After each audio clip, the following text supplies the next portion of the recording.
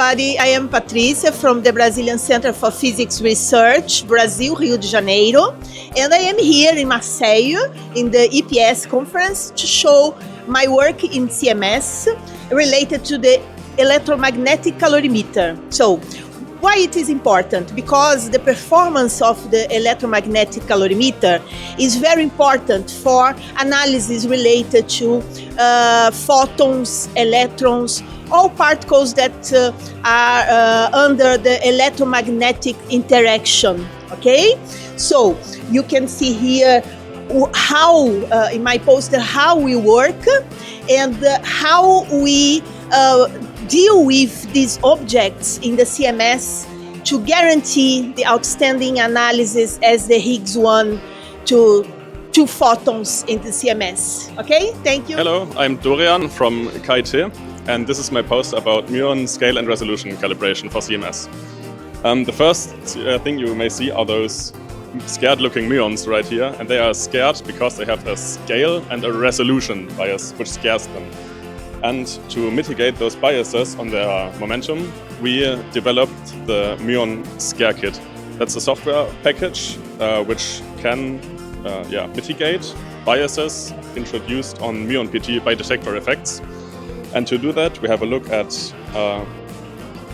resonance peaks in the invariant muon mass, so heavier particles who decay to muons. And then we can see a difference between simulated data and actual detector data.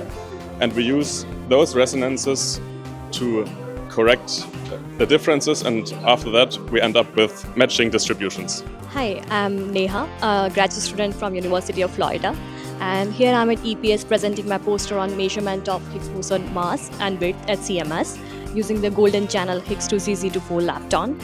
And we have the most precise single channel measurement for Higgs mass from this channel, which we have measured the mass to a precision of 120 MeV, and we could achieve that because the final states are very clean and they have very excellent mass resolution.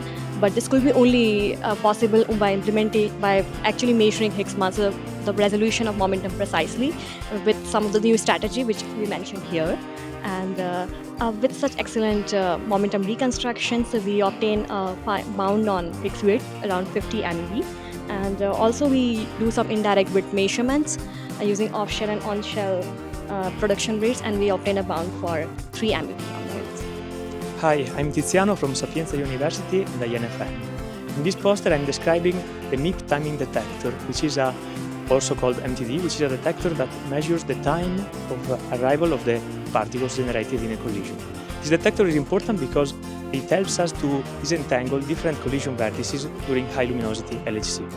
In order to use the information given by this detector, we need to compute the time at the point of the collision. And in order to do this, we have to compute the time of flight of the particle between the collision point and the detector. And there are different factors that come into play in this computation. And here I did the study of one particular factor that depends on the extrapolation of the track inside the CMS. And also I give an overview of our performance by using this detector on telling apart different particles, kaons, pions, and protons. And here I give an overview of the performance.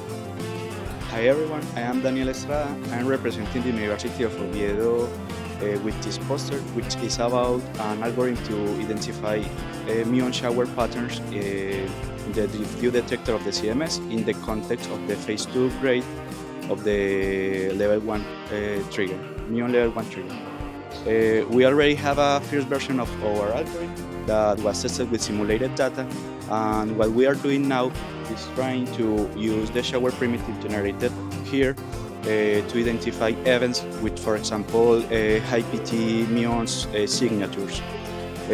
Our preliminary results have shown that we can do it with an efficiency between the 40 and 60%, but we expect increase that number with some strategies.